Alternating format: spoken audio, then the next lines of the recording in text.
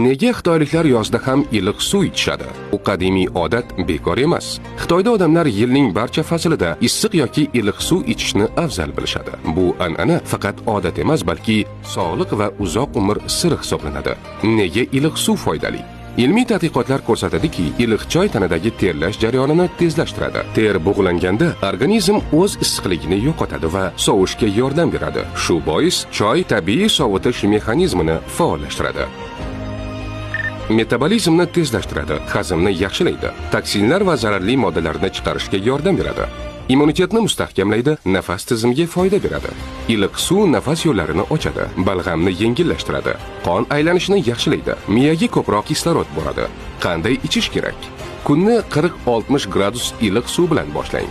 19:00 dan keyin suv ichishni to'xtating. Suvning asosiy qismini kunning birinchi yarmida iching.